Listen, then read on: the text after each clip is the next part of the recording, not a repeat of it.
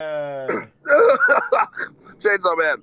God damn, slurped out a donut, If we're bro. gonna wait, hold on. So we before he pushed record, we were old man reminiscing because I'm about to be 29, and he's the 30s fucking hit him a long time 32 ago. in like 2 weeks. Yeah, no, I want Right. to So die. we were boomer reminiscing, but for the sake of watchability, let's save that till the end. Well, let's Okay. start with talking about the chapter, and then we can end off with the boomer reminiscing. So, Sex! sex, Sex dude. red! The meme is real. Like, okay, so like, I don't know. You can correct me if I'm wrong, but like, I've always seen like in like videos of Chainsaw Man stuff, people using this like, I don't know if it's a TikTok audio or what, but literally of like someone going like, sex, sex. I've seen that so much as a meme, and now he's actually screamed it. So like, I don't know if that's just Fujimoto fulfilling the prophecy. Oh, no, no, no, no, no, no. Sorry, I was lighting Yep. my bowl. So there's been a progression. There's been a little bit of progression. So Of somebody on the course. fucking Reddit was going through and like the line of his goals. Like originally it was want to kiss, he wants to touch Mm-hmm. boobs. Now he wants, he wants to hit the bases basically. I think one of the things that this show has always been about is Denji as a character, and like sometimes we're very slowly seeing him learn this, but he is a character who does not realize that happiness doesn't come from these things. You know what I mean? So Yeah. like, I mean, this is classic. It's classic escalation. Mm-hmm. You know, I mean, you could apply this to anything, like a drug, right? You start with, and I'm not, there's that whole old school like, thing that they used to tell you in school, like weed's a gateway drug, and obviously that's down to the person on and if Mm-hmm. you have an addictive personality or not. But like, generally, if you're going down the drug line to cure your depression, you're gonna start with alcohol, weed, and then you're gonna fucking keep bumping it up because you need more and more. Denji is there, but with sex and lust, right? It's Yep. like pick your seven deadly sin. Which one are you gonna cope with? It's a And great way of looking at it, actually, because I was now thinking a similar way. Like, you go from the weed and alcohol to the pills to the coke to the fucking, the heroin, the meth, whatever your poison is. But also, like, as somebody that chases that fucking dopamine hit personally, I obviously my record with being a fucking whore is very public. yeah. So I mean, like, you probably. Sorry, I have goop throat because I just slept over at a friend's house and he's got like that cat just everywhere. That Yep. cat dander. He doesn't even have a cat anymore, but like the people who owned the place before him were like gross, crazy cat ladies. So like cat piss is just seeped into Oh, the no, floor. no, you never get rid of that smell. Never. Yeah. Oh, he's been trying for years, bleach and everything. I know you don't bleach, but it's like old cat piss. Anyway, but what was I gonna say? Yeah, no, I mean that's clearly where we're at here, and like that's kind of the funny thing because I can see the end point of this series where like because it's all like a big meme and joke now, but like Fujimoto's doing the One Piece thing where like, haha, this character's so funny and silly, and then like you dive a little deeper and it's like, oh, it's because of trauma, and I It's like. going to go like a Brook route in a way. Yeah, I mean, well, we've discussed One Piece character writing before. I mean, that's basically every character Oda does. I think that's like when he creates a character. I think his formula is okay. I want them to have a silly little quirk. Now, how is that silly little quirk related to trauma? You know what I mean? Oh, yeah. And like Nami likes money because she, had to save up money to buy her island and the lives of her like friends and family back from a pirate. Usopp lies a lot because he kept lying to his like dying mother that his father was back to help to try to lift her spirits. You can literally every single character. But having But that coping mechanism is never going to give you happiness, and that's yeah, something that Fujimoto does very well, and I'm very, very much looking forward to this mini bit we're at right now, but we'll see Tuesday, more than likely. Because yeah. it was a joke. Luke and I were actually talking about it, that it's probably going to happen here. Denji's probably going to end up getting laid. And I think it'll happen eventually, but I mean, it's tough because she does look kind of grossed out by it. You know what I mean? Oh, yeah. Now, and keep in mind, she does not yet know that Chainsaw Man is Denji. Now, if she's even a little smart, she should start to piece it together soon. Right. But, you know, there's a lot going on right now. I don't think she'll piece it together now, but I think she might. Either she'll piece it together, either he'll save her, they'll defeat the falling devil, they'll go home, she'll go to sleep, and then it'll be one of those, like you remember, you've seen Emperor's New Groove, right? Yeah. You know that part where, like, Krunk and Yzma are sleeping, and then, like, Krunk, like, oh my god, you know, he's like, oh my god, Cusco's the llama, you know what I mean? Like, it's literally gonna be, they're gonna defeat this thing, go home, like, all right, thank you, Chainsaw Man, you're a little fucking weird, but, you know, I gotta admit, you saved my life, thank you. Yep. And then she goes home, she gets in sleep, and then she gets in her bed, and she falls asleep, and then she's like, holy shit, it's Denji! Yoru will be there like, you're just now piecing that together, woman thing. No, I think, I mean, if there's anything we've learned about Yoru, it's that Yoru is stupider than Asa.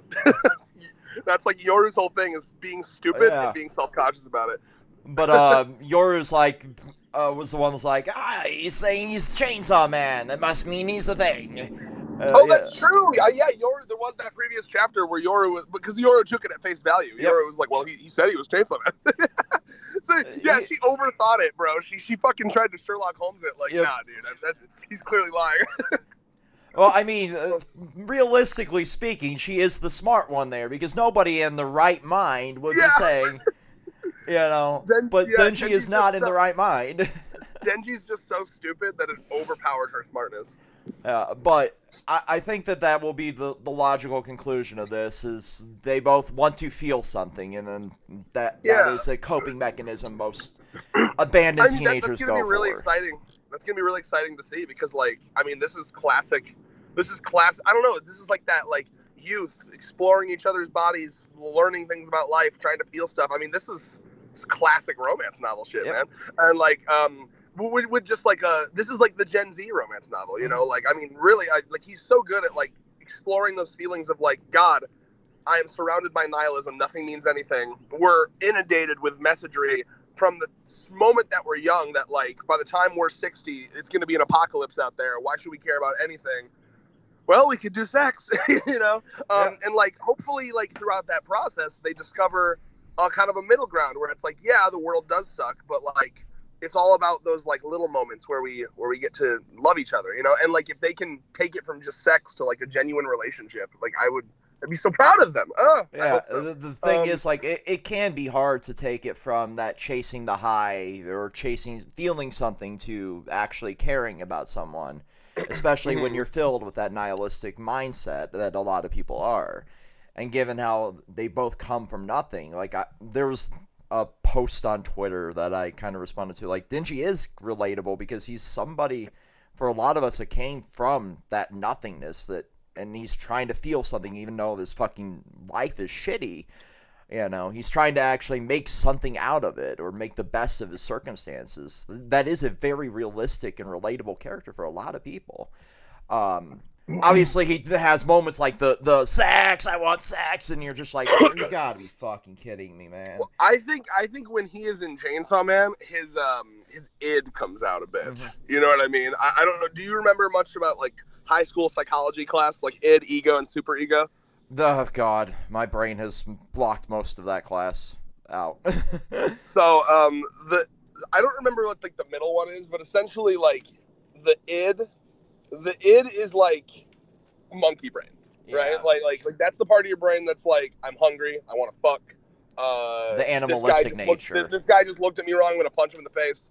Yeah. Sometimes that's valid. Come on now. Yeah, of course. And then, like, ego and superego are more like big brain. Sherlock Holmes. You're thinking, you're analyzing, you know? Yeah. So, like, I like to think that, like, when he's in Chainsaw Man, there's a lot of things going on in it, you know. Not to mention he also cut his own brain in this fight.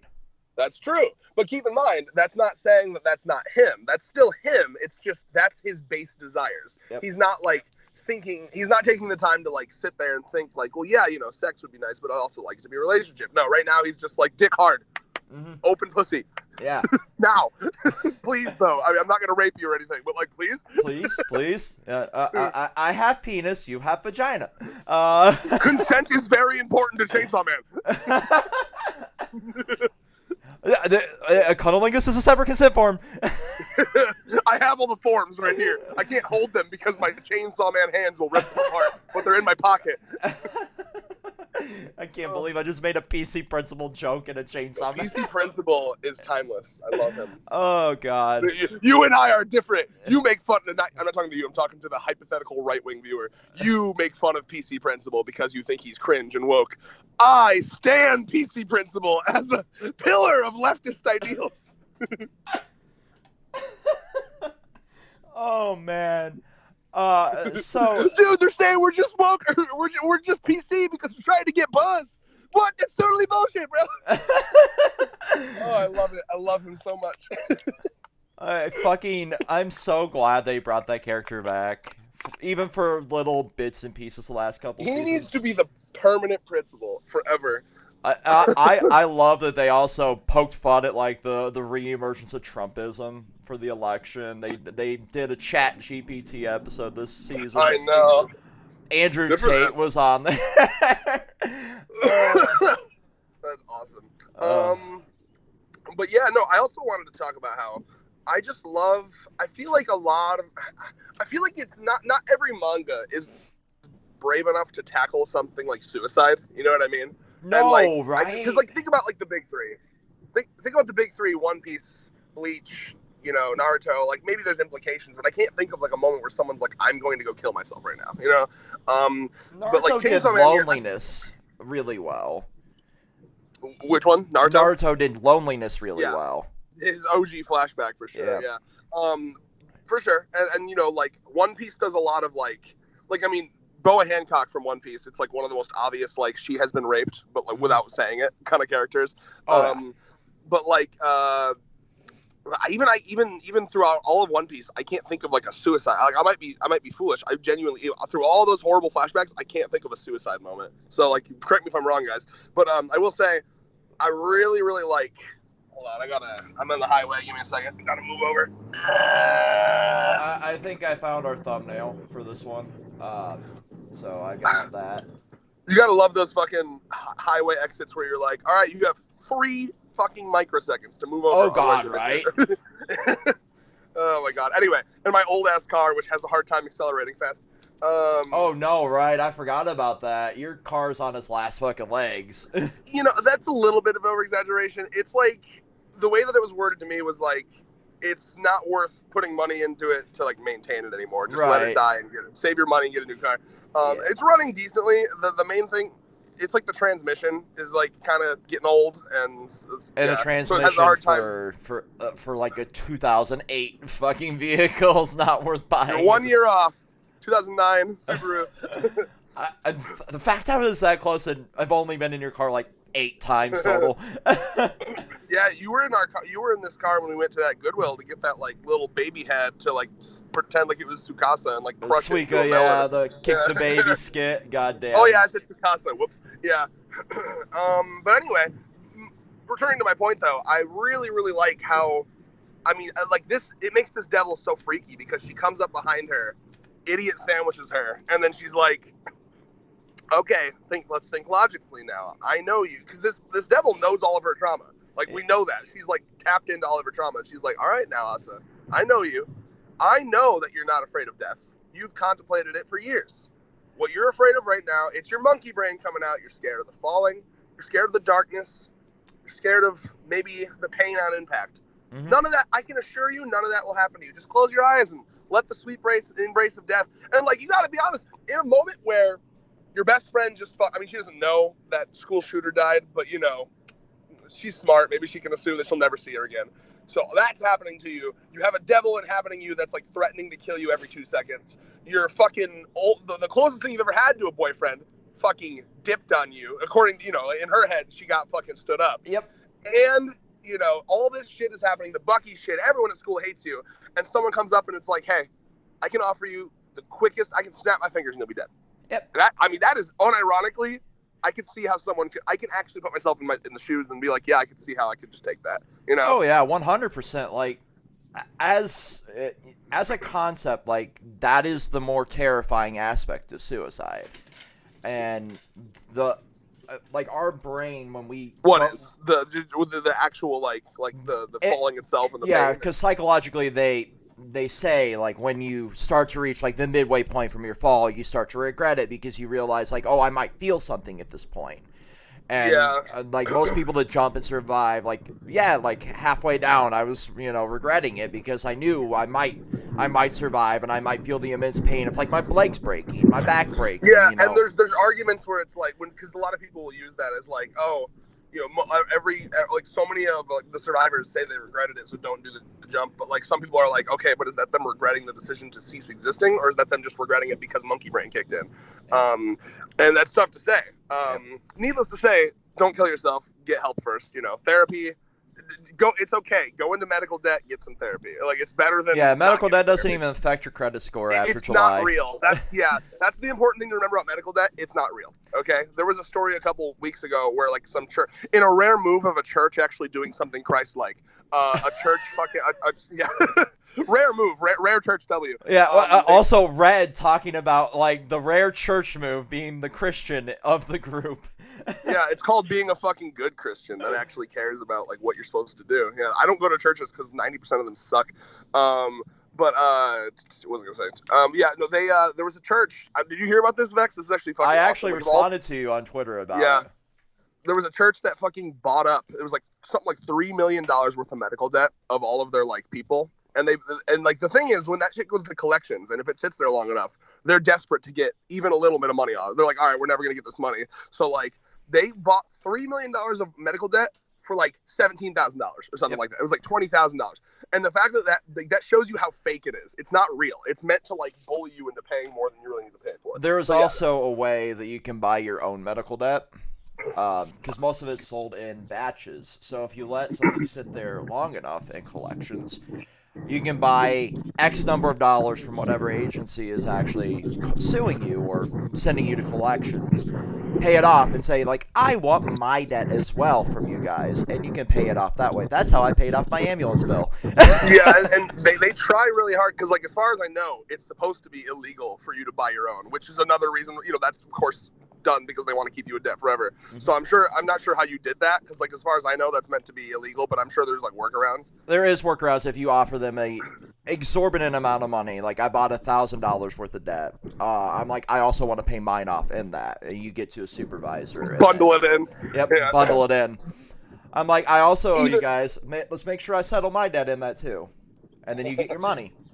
Either way, I also, speaking of like Asa's deal here, I have a friend who, I mean, like, it's literally like this verbatim. I have a friend who has told me that like, death doesn't scare them, and because they're like kind of suicidal, but not like they've assured me like not actively. Like I'm not going to actively go and kill myself. It's passive suicidal ideation. The way they've worded it is like if I could snap my fingers and like with no mess, no trouble, just cease to exist, I would do it. But like I worry about the process. I worry about the how I leave people when when I'm gone, like how my family and friends will feel. Like, but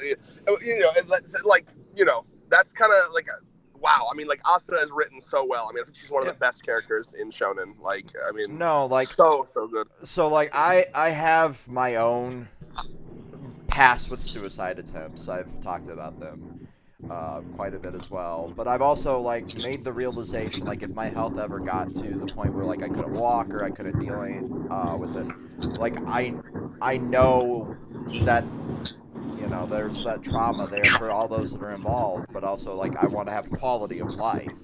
So that's something that's been in the back of my mind as like my health does have its ups and downs. Like shit, there's a lot of positives and negatives to shit like that. Obviously, I'm not going to commit the act, but I know like there's also a quality of life aspect that humans should have the right to. I think everyone has to have that line, right? Mm-hmm. And like, to me it depends. Like if I lose the ability to walk, yep, and I'm in a wheelchair, but I still have like friends and family around me. I'm still able to like do things. Exactly. To me, it would be how I think more importantly for me is how my mind is, right? Like there was I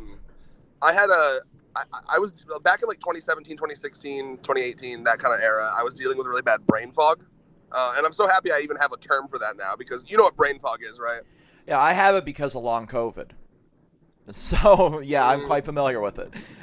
yeah, and I was fucking dude. I still haven't gotten COVID, bro. I've been fucking vaxxed up since day one. I've been bubble boying. I refuse. I will never get COVID. But anyway, yeah, no, I was dealing with brain fog just because I think for a myriad of different reasons, right? Yeah. Like I think I was eating really badly. You know, I wasn't getting enough like the correct. I probably wasn't eating very many vegetables back then. I was binge eating, so I would have like a lot of like blood sugar spikes. And then a big chunk of it is I have OCD, and like when something happens, I would overthink it to the point where like I would get a little panic attack. I would Oh like yeah, I genuinely remember, dude. Like even when we lived together, like you had like moments of like you were lost in conversation. Yeah, lost in conversation, but like specifically in like yeah, that would happen too. But like specifically now, I would like, or not now. I'm sorry. The moment I'm talking about, like in 2018, kind of that era, it was like I would just feel so floaty headed. Like I wouldn't be able to concentrate on anything. Mm-hmm. I remember like trying to watch the Ruby episodes back when we reviewed Ruby. And I would try to watch them, and like I would just feel like so like half awake, half asleep that I couldn't concentrate. I'd get so mad at myself. I would like rewatch, and I just like, you know, it's like kind of like when you're reading a book and you're not comprehending anything. And I got like really nervous because I was like, oh, like that. If I was in a permanent state of that, where I could never focus Yep. on anything, I never felt like I was fully awake. That's some fucking suicide shit. Yep. You know, in my head. Now, thank If God I went to. like if you can't enjoy what you actually enjoy, like there's no quality there for you to continue. You know, in a sense. 'Cause Yeah, there- well, I mean, but that's why. Hold on, I need to go to the good part of this story, so it doesn't sound like we're advocating for suicide. yeah. You know what I'm Maybe saying a is, trigger but, like, warning on this video. yeah, that's a good idea actually. No, because like, but I didn't give up, right? I Mhm. kept going to doctors. I got all the tests I could, and what I ended up getting diagnosed with was fibromyalgia, Yep. which is like a basically like your nerves are like dialed up in sensitivity. So he has me taking like magnesium supplements, and like, you know, basically like I was really low in certain vitamins, and it was that mixed with whenever I did get brain fog, I would hyperfixate on it and panic about it so much it would make the brain fog worse, right? So it was kind of like a perpetuating cycle. So it's like basically all I needed, and like this is kind of my silver lining, the lesson of what I'm trying to say here is that a lot of times the solution to your issues are so much more simple than you think, like so much easier than you think. All I needed to do was meditate a little bit, do like a little bit of deep breathing, and take some vitamin supplements, and then I felt significantly better. You know what I mean? Yeah. So like, I really want to end this on a positive, because I thought that was kind of a depressing conversation. Yeah. The solutions to your problems are so much easier than you think. Just keep searching, because it's always going to be some dumb shit that you're like, wow. When you solve your problems, you're going to be like, damn, it was that easy the whole time, and I lived with this for years. Yeah, that's my lesson. Yeah. So for me, I have one of the invisible illnesses. I have chronic fatigue syndrome. So I end up having massive bouts of where I can't even get out of bed at times. You know, like I kind of use the term disassociate for a long time. Like I thought I was just like completely dissociating, but Yeah, it's the worst. it was because like my body was telling me no, you cannot move, you cannot do anything. So there's really no answer for that in healthcare at the moment. It's just one of those things, kind of like you know, Corpse, right? How Yeah. he had to, he has the story where like he had to basically crawl to get his groceries because he was in so much pain. The pain can be that debilitating for me, and not, it's not the same issue he has. I forget what he actually called it, but for me, I'm like, maybe that's what I'm dealing with. So a few months ago, I actually went to the doctor, and I'm like, okay, so this is what I'm dealing with. This is why I still had health insurance. I'm like, this is what I'm dealing with. I need an answer. I need to know, like, is it because of my knees? You know, because we've been dealing with this issue with my knees, to where like I was having a lot of issues with that. To where like they found out I had bone spurs, and from standing, doing a lot of shit. Like Gen Z and millennials typically now have more broken down bodies than our generations before us. But they're like, no, it's chronic fatigue syndrome you have. It's because you have a lot of like low vitamins, low stuff like that. but Tell me also you're taking a goddamn multivitamin, dude. Because, like, I'll be honest with you, Vex. As I get older, if I'm not eating some, like, veggies and shit, like, all I ever see you eat is chicken nuggets. And I know that's because you have a lot of food allergies, so you just kind of, like, default to what. But, like, I'm begging you, it's not even just to that. I do take the multivitamin now, but it's there's a little bit more to it. It's like neurologically fucked. I understand. Vex, I understand there's more to it, but like, so there's more to fibromyalgia too. There's nothing that can like cure it. Exactly. See, like the mentality I want you to get into is that like all you can do is make things better. And as we age, we're gonna feel shittier and shittier. But there are coping mechanisms for everything. You can do stretches. You can do so. Like the second you give up in your mind, the second you get to a place in your mind where you're like, oh, I'm fucked forever. No, I was getting to that, so people can understand that. So they're like, couple this this vitamin here. They gave me like a recommendation for this multivitamin. Make sure it has these supplements in there, and it'll help with that. But like, you're never going to be 100%, but there is ways to do it better. Also, like, there's coupling it with like stretches, like you were saying, but also like they gave me essentially a permanent out if I'm ever to the point where I'm unable to work, a medical accommodation. So, like, if I'm ever like, hey, I literally can't get out of bed today, here's the fucking accommodation, you know, so you don't get fired. It's never going to keep you to the point where, like, you can't work fully unless, you know, something else happens to you. And that's kind of like where my mind's been. Like, I know what it is now. You know, to where, like, I can't. It's nice to be able to put. It helps a lot to be able to put. And that put my mind at a lot more ease. Like, okay, now I know it's not just me. It's not just my brain deteriorating to the point where, like, it doesn't want to just do anything. It doesn't want to exist. So, like, having the name for it is like, okay, at least I know what I'm dealing with has a name. I have all the things that I need to do. But the thing, like, having the invisible illness for me is the worst, you know? Yeah, this is a lovely conversation, actually. It's because it does tie into the depression, right? Like, if the falling devil comes to Vex and he's like, don't you want to just not feel your pain? Right, no, because I've dealt with this, like, since late high school, like, moments of, like, not being able to crawl out of bed. I always thought, like, maybe it's just, like, massive, like, clinical depression. I know I deal with bits and fits of that, but like, no, it's actually got a fucking name. Yeah, and you know what I'll say too is like, even to this day, what I deal with is I have that fibromyalgia, which is like nerve pain goes up, and then I mix that with I have a tendency to binge eat. I've always been kind of an overweight guy. Yep. And then mix that with my father has celiac disease, which is a massive gluten intolerance, and I'm pretty convinced I have that too. Yeah.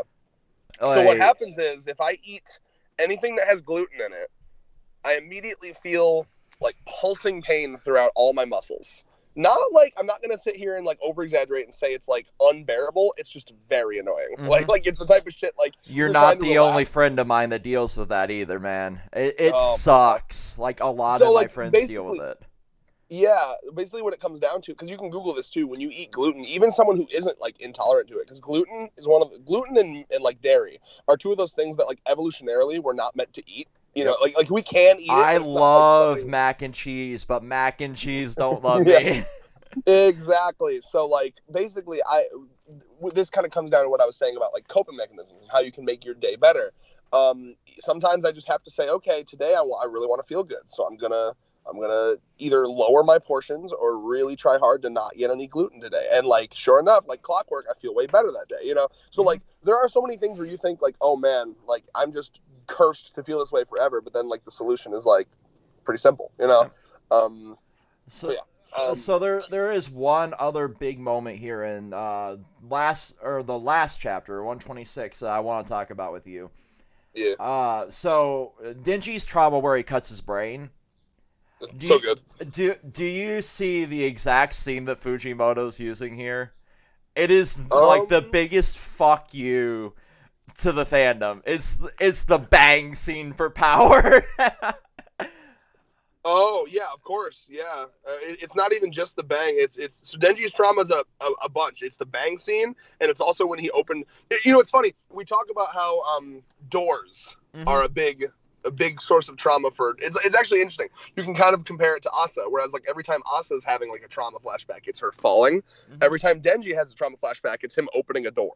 You know, and like so opens door, power, bang. Opens door, Aki as a gun fiend. You know, like So it's so good, so good. I'm so happy that we I'm happy we keep exploring that because it reminds us that, you know, sometimes Denji can feel like he's like inhuman. He's lost all of his emotions. He's screaming about titties and sex all the time. But like this is proof that like he really is just he's trying to mask that, you know. You know, and like he says some really I don't know, that's kind of the joke in 127. He says some really adult grown up things here where he's like, you know, I understand life. There's great. It's great. You think that you're doing well, and then out of nowhere it surprises you with some bullshit.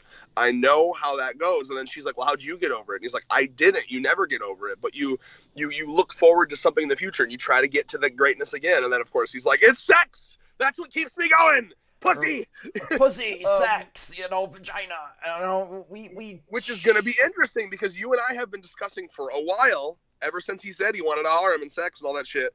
There will be a moment where he will have sex, and it's like not as good as he thought, you know, because like sex is great, but like I'm not sure how you feel about this as the resident slut, but like it's way better when you have that emotional connection. Right? You would agree with that? It is. Yeah, so like for me, like I do enjoy that, you know, instant hit of dopamine that sex brings, but it is very much more meaningful when it's attached to somebody you care about, you know. I can sit here and advocate for meaningless sex all day, but it's not going to give you what you want. I'm not going to do that to our audience. It's not. It'll feel great in the moment. You'll feel like shit afterwards if it's not attached to somebody you actually care about. Yeah, I mean, I would even say too, like, it doesn't even have to be a relationship. It can be like a sex friend, you know. But like, you need to love the person. Like if you have a friend that you want to fuck, but you don't want it to be a relationship. You just want it to be like, oh, you're like a friend. We hang out once a month, and we hang out. We play video games, and we fuck. And then as long as you like them, as long as you love the person, and as long as both of you are understanding of that, this is a friendship with benefits. That will always be better than like a random person that you find on an app for one night and you never talk to again. Yeah. I feel called out here. But like, point being, we saw this exact thing play out in part 1 with Denji.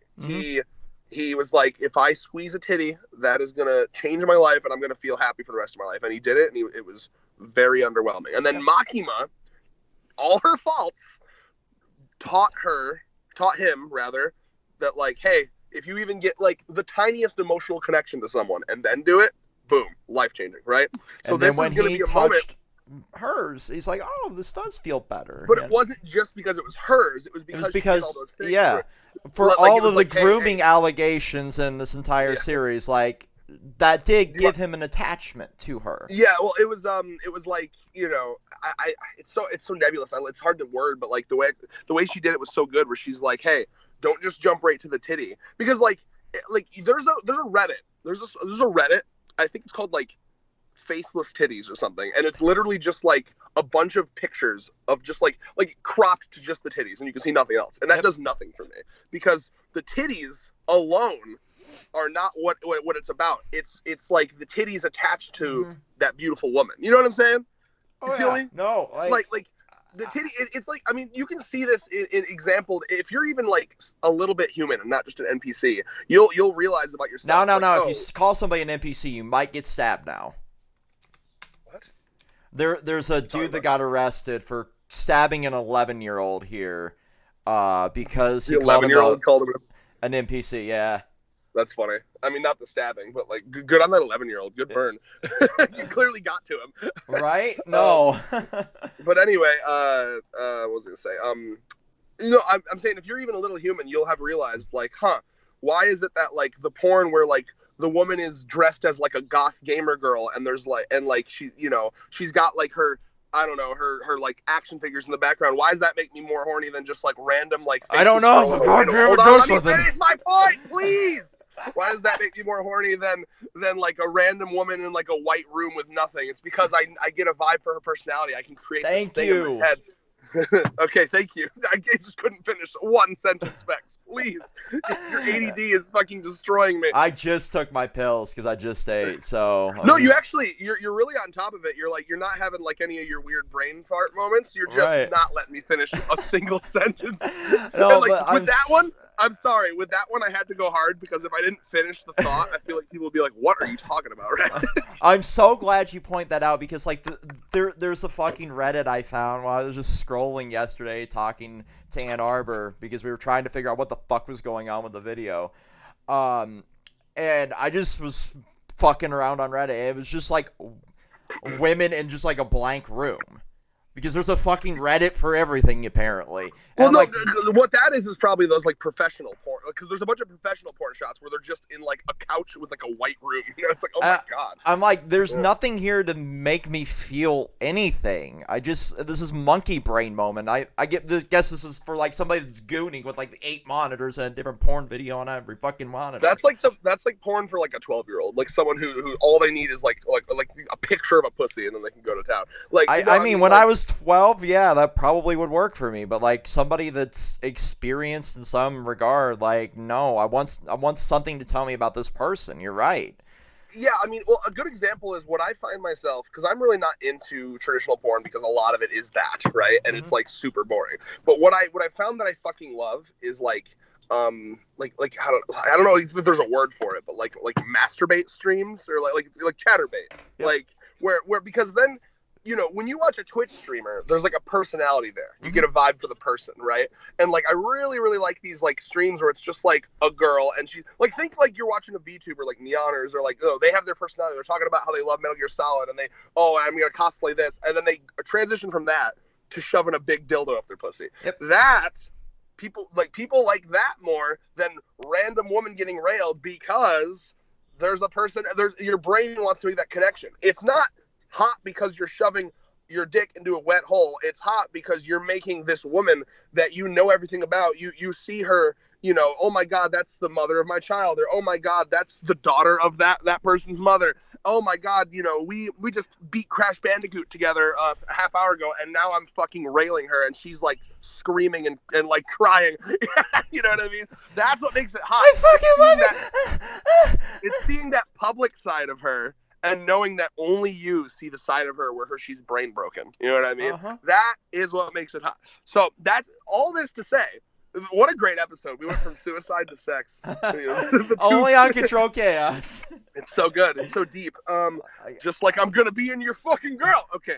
Yeah, I hope that Denji, I really want to see a moment where he, you know, again, all the grooming she did. But I want to see a moment where he takes her, he kind of realizes like, well, all the fucking fucked up shit she did teach me one thing, that like I need this in order for this sex to make me feel something.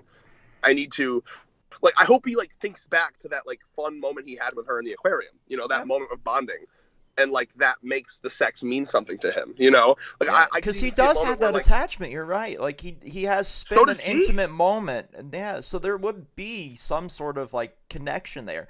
But also to Asa, like, you stood me up, you fucker. Yeah, well, hopefully they have a conversation where, because there's going to be a lot of, like, I don't know, awkward misunderstandings until they kind of sit down and talk, you know? And, like, I mean, think about how much they have in common, right? They both have ungodly trauma related to their childhood and devils. They also both have a devil holding them hostage, essentially. Think about it, right? Yeah. See, Asa's got war, Denji's got control. In the form of Nayuta. So like, and obviously Nayuta is kind of, I don't know, she's not as intense as Makima was, but she's still kind of like telling him like, no, you can't have a girlfriend, which is fucked. So like, I'm curious to see, I feel like, you know, I mean, as an almost Gen Zer, I'm a very young millennial. I was like 94. So like, you know, 1994, that's like and 96 is when Gen Z starts. So I feel pretty connected to Gen Zers. I know what it's like to, one of the sexiest things you can do with a woman is trauma bond, where you share your trauma with each other, and it's like trauma is like our generation's peacock feathers. Like what? Like boom! It's like, oh my God, she's got so much trauma. I want to rail her.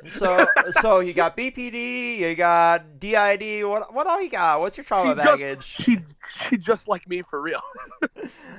No, like. But yeah, no, I mean, I think that they could have a marvelous trauma bonding together. Mhm. I really do. I think they could have like oh my god, like he really gets me, and like, you know, also he's autistic enough to deal with my autism. Like, it's a lovely thing. I would love to see it. No, like there's one thing that I will always give Fujimoto credit for. Besides that, and I think you can agree with me here. Having read a bit of Fire Punch, now you've read Goodbye Area, that'll go up eventually. I know I keep teasing it. It's recorded. You have the file. Next break, or next Chainsaw Man break. So I have both of the short story books. From the Before Chainsaw Man. That recent one just came out, right? The second one, yeah. Did you read the author comment about eating the fucking goldfish? I did. I'm like, what the fuck, Fujimoto? Did you see people connected it that him eating that goldfish is probably what inspired the ending of part 1, where Denji eats Makima. I did see that floating around. As fucked as that is, I could see that being the because his whole thing in that author comment was like, I had this like profound love for this fish, and I didn't just want the ants to eat it, so I wanted to eat it myself because he's a psychopath. He just like me. No, I would never go that far. Dude, it takes a psychopath to write good fiction. I'm just saying. I do agree with that, but like symbolism is something he does very, very fucking masterfully. We have the doors. We have a lot of the imagery for Cosmo, because one of my friends actually is making a cosplay for Cosmo, and they put out a test, and I about fell on my ass when I saw what all they were doing with it. I'm like, you gotta stop. The last time you did something this insane, it took you down a path of like not eating for like a week. Because they put their whole pussy into everything. And as much as I respect that, it is very detrimental because they hyper-focus on something like that. Oh, yeah. I mean, I know people that... Allie has, like, a bit of the bipolar, like, genuinely, like, actually diagnosed, not just saying it. And, like, but it's that... I never know how to differentiate them, but it's the type where she just gets upper days and downer days, basically. She has...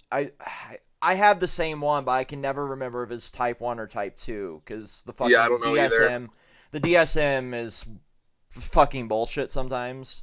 But yeah, so I mean, she'll have days where she just wants to sleep all day, and then she'll have days where I come home and the entire house is like spotless and all the furniture's rearranged.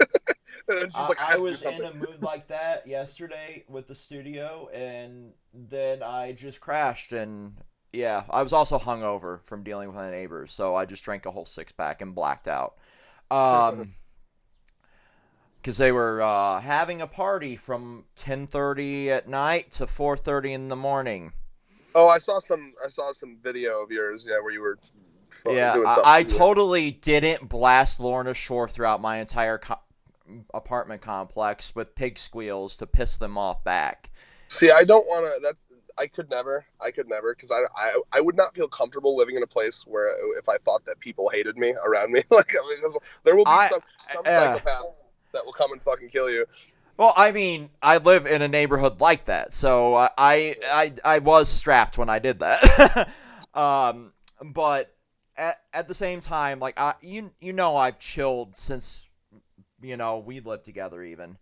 And I am all for like having parties and living your best life and doing that thing, but there are literal infants in this building. I would say only on the weekends would that be okay. Yeah. So if it's a Friday night, I think that's fair. Which it was, I was okay with it. I just asked them politely to turn it down because there's an infant next door that's been very, very sick. Like, if you don't respect me and your other neighbors, respect the fucking literal, like, 6-week-old child that might not make it.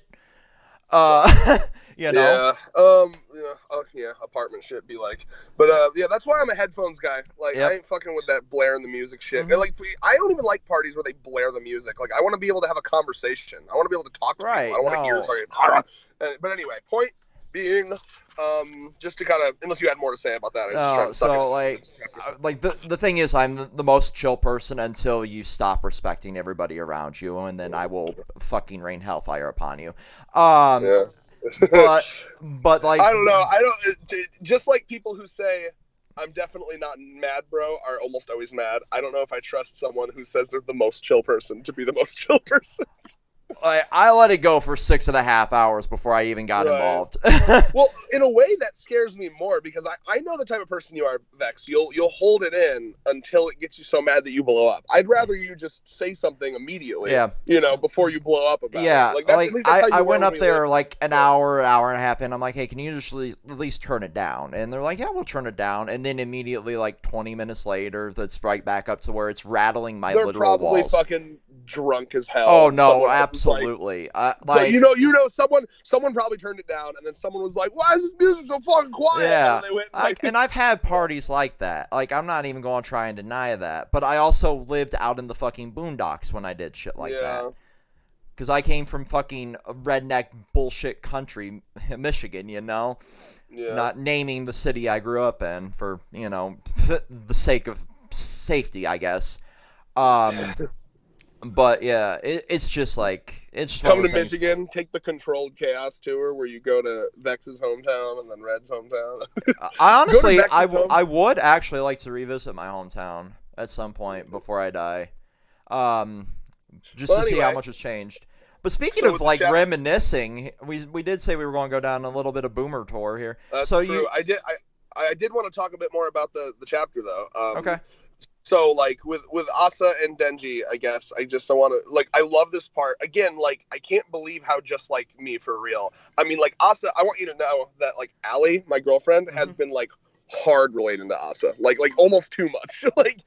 She's like Jesus Christ. And then this part in the chapter where she's like, "Why'd you make me think of cats?" Literally, Allie, bro. Like Allie has been saved, unironically saved from killing herself by her cats in times. Like so like. Yeah. No, Hades like more than Shion because Shion's a spaz. Like, oh god, that's. I need to know what that sound is because it better not be you pissing. No, it's not. It's me pouring water into my water bottle. TOS. I don't care. I didn't expect it to be that loud. I'm like, that's a full ass suction sound there. That's a foamy sounding piss. But I'm also prepping to film the next progression after we get done. Either way, I just love this part where she's like, "Why'd you make me think of cats?" Like, she's such a good character, like someone who, she's like convinced herself she wants to die, but then she's like, "Fuck." And like, I guess I just wanted to also say, like, because you were talking about how there is a connection there, their connection with the aquarium, and then I said, "Oh yeah, there's also a connection from Asa's perspective too. It's not even just Denji liking her; Asa likes him because there's this moment where she's like, if I had one regret, just that one person, I wish with all my heart I'd." And then Denji shows up. So, like, we never hear her finish that, but narratively, she's obviously talking about Denji, right? So I'm very excited to see, like, genuinely, I'm so excited to see this romance bud. And, like, now you see Fujimoto's doing something clever here because one of the complaints that I know you and, I know this is a big Thurman complaint. I don't know if you as much, but, like, was that, oh, how am I supposed to be emotionally invested in these characters if they're introduced and they die 5 chapters later, right? Oh, yeah. What I'm nervous about now, because it's Fujimoto, is he's taking the time to develop this relationship between the two. And it's been a long time, and I'm very invested now. So, like, with other deaths in Chainsaw Man, I'm like, oh, that's too bad. But yeah, fuck yeah, I love deaths. At this point, if something happened to Asa, I would be distraught. Or even Denji at this point. That may be where we go. Because maybe he's trying to slowly JoJo's Bizarre Adventure this and make Denji the new main, or Asa the new main character. So maybe we're just trying to, I don't know, it's possible. But either way, I love where this is going. And I want to see them, genuinely, in every other thing with Chainsaw Man, I've been like, I don't know, I'm like, resigned to the fact that they're always going to be unhappy and everyone's going to die. But this one moment, because he's taking his time, I'm like, I really want this to work out for them. So, also, Hermes in our server, I don't know if they watch our content still religiously or not, but they pointed something out in our server. Part 2 individually is in chapter 29 as of 4:15. And 30 is where shit hits the fan, or starts hitting the fan in part 1. So, like, if we're going, like, on the parallel narratively, we might be seeing the shit hit the fan next week. Like, plot-wise. Yeah. So I wanted to bring that up, because I said I was going to. And you just reminded me when you were saying that. Because I would have actually forgot. What happens in 30 in part 1? I gotta find that. Yeah, if you want to pull that up, because I don't fully remember, and I don't have my manga volumes in the studio, obviously. That's in my bedroom. Um, 30 is they're kind of halfway through Kishibe training them. so that's what essentially. Yeah, I wouldn't like say what, that's really shit hitting the fan. Yeah, Kishibe is no. training them. And then 31, Aki makes the contract with the Future Devil and then says you're going to die in the worst way. So, I mean, maybe that's what they're talking about. Yeah, that could be. Because like once the Future Devil starts making. Okay, and then 32 is when they go and they have all the zombies in the basement, and then they start to fight the Katana Man. So yeah, I mean around the 30s. Yeah, I can see what they're saying. Yeah. Okay. Yeah, like the only manga volumes I have in here are the 2 Dandadan chat manga I just got that I need to put in my virtual library, and then the shit I was taking with me to work. But anyway, so the last thing here, I really want to bring up because it was something that was pointed out during part 1 at the end. Nyata is also in that short story novel thing. So like it's a character that carried over through there. So definitely if you want to read a possible, because I'm not going to go into detail about that because I haven't finished reading the second short story collection because I'll check it out. So it's in there that might be important. It might not. Obviously, like it's a whole different universe, I would assume. But still, it's a interesting carryover. Yep. But I do like since we're going down fucking this whole reminiscing thing. I do want to actually still do like either a stream of some sort of Fire Punch or like just cover it in chunks. I just don't want to go to your goddamn apartment complex. If you're willing to come to mine, but I guess I don't know. Maybe we could stream through my laptop. It's a decent laptop. It's a gaming laptop. I gave you the stream key. Like I said, that's true. You're welcome to stream it, and then I'm saying if you want to read Fire Punch together. Yeah, no, like we could host it in Discord and screen share, and we could do it that way. Okay, maybe then if you ever want to hit me up on like some weekend day where we're both really free and I have nothing to do, we can try to work that out together. Because I'll be honest, man, after living there for 3 months, I never want to go back there again. No, dude, I totally understand. I have unironic trauma. Like I totally understand, man. Like I honestly like come like right around the fucking 2 weeks that I'm going to be gone in May, which will probably be the time you put Goodbye Area up because there'll be content for you to film or put up. Like unless Fujimoto does a break before then, like that'll be when the lease expires at the old place. I can start, apartment hunting again. Oh, that's what you're waiting for, huh? That makes sense. Mm-hmm. Yeah. Because I can't legally put my name on another lease till that's done. Makes sense. Yeah. Yeah. Okay. So I've been looking at apartments. I've also been looking out of state at houses because I have good enough credit now. Oh, you have good credit. That's good to hear. So, paying off a lot. Decent credit.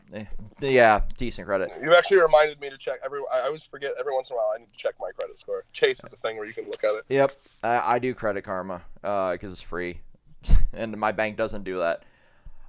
Credit Journey on Chase. Yep.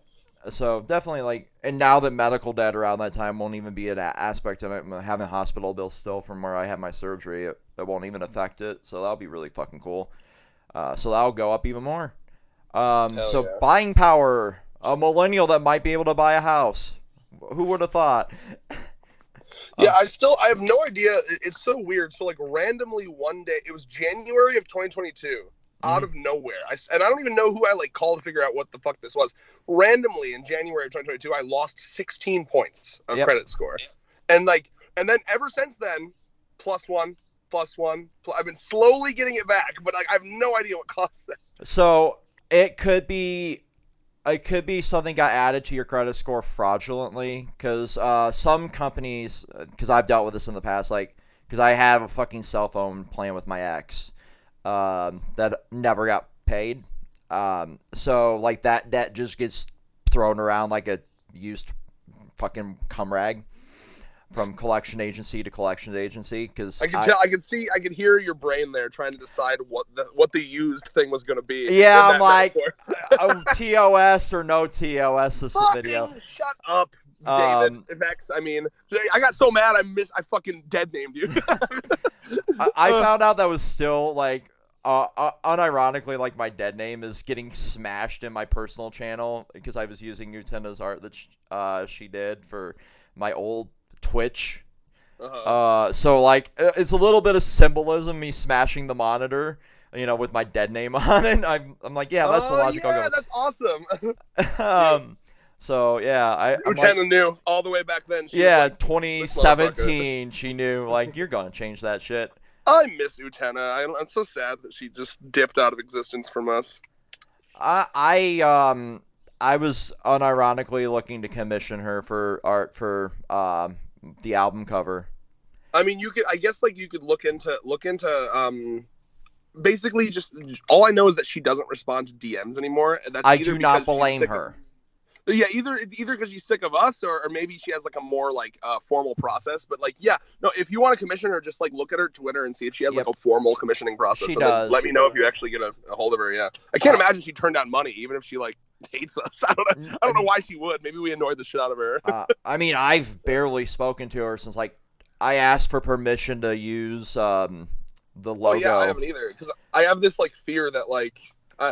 I'll be honest with you, because she's super young, and from her perspective, we're probably like boomery. You know what I mean? Oh no, so I totally get that.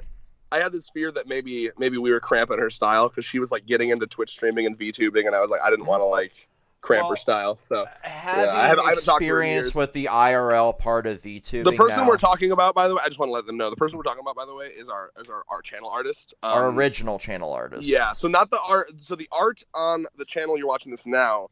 The logo and the cover thing are actually drawn by my girlfriend, Allie, but the logo is based off of the original logo that was designed by Utena that you can still see on Controlled Chaos for the most part. You can see the logo on Controlled Chaos, and the original banner on Twitter, I believe, is still up there because you wanted to keep Thurman a part of the brand image for that.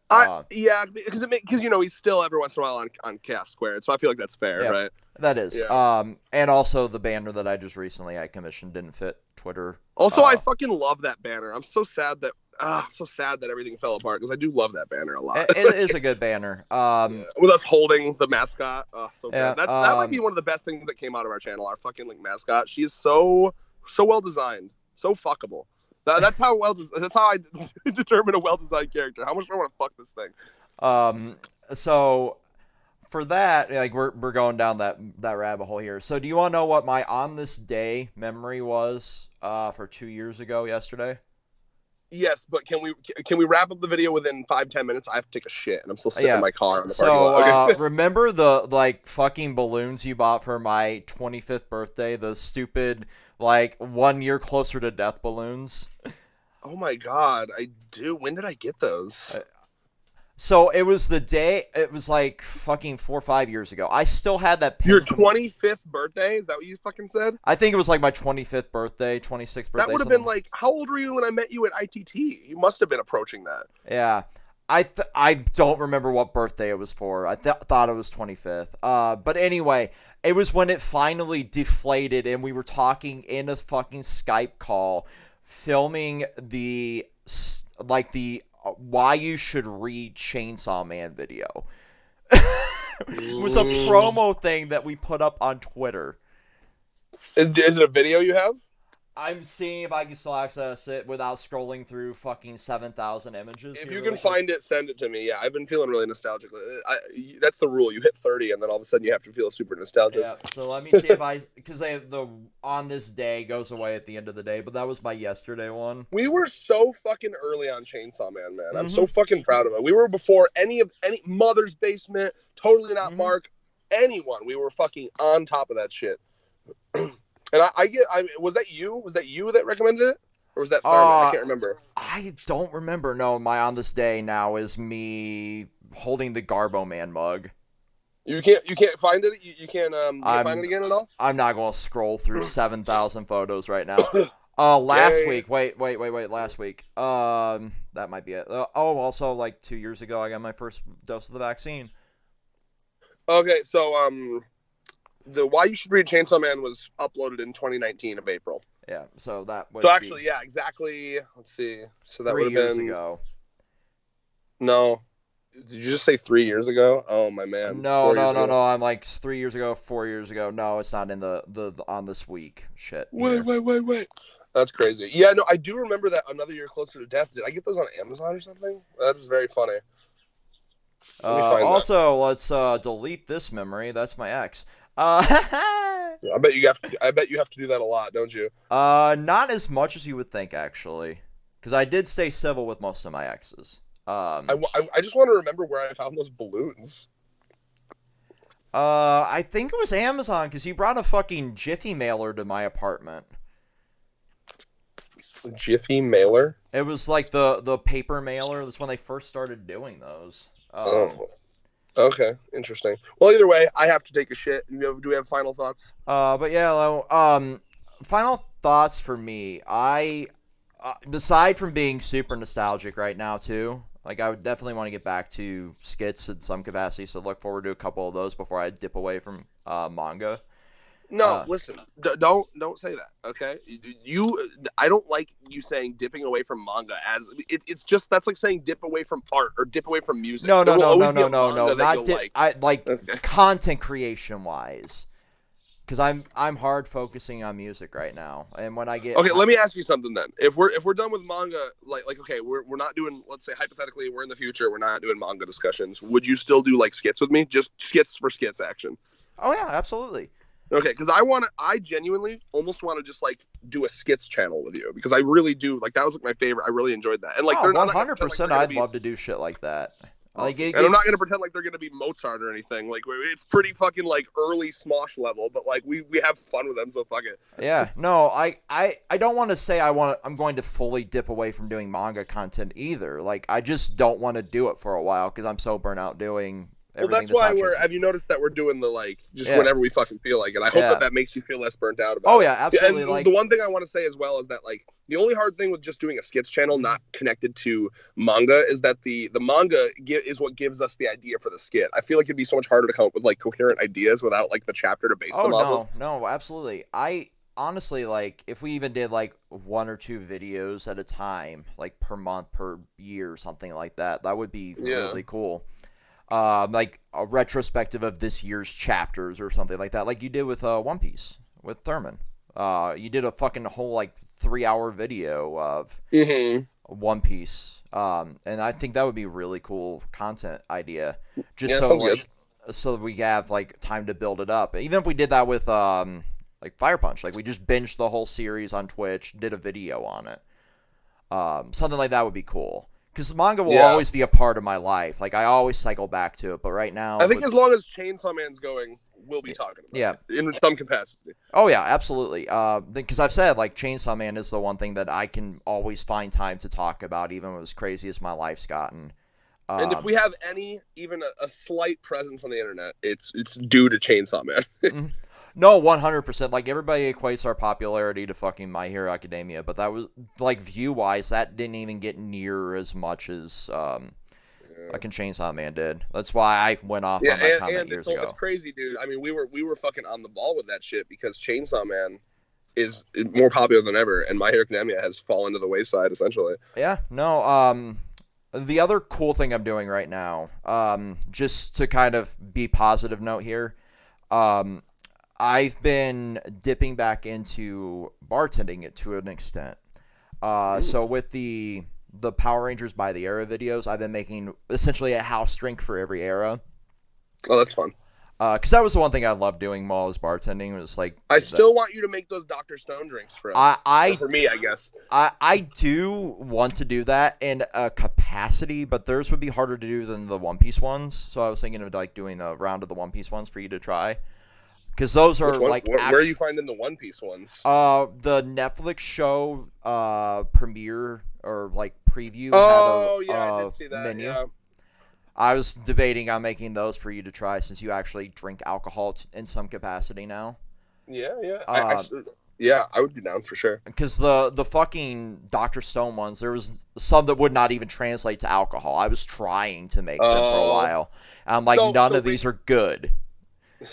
I bet. So when you have your own place, we can do a lot more like Twitch streamy stuff. I'd be down because I really enjoyed like the chaos of our streams, like 3 seconds of Kingdom Hearts to only to find out that my shit didn't save, then to go and read armpit sweat manga. Like, that was fun. That was a fun stream.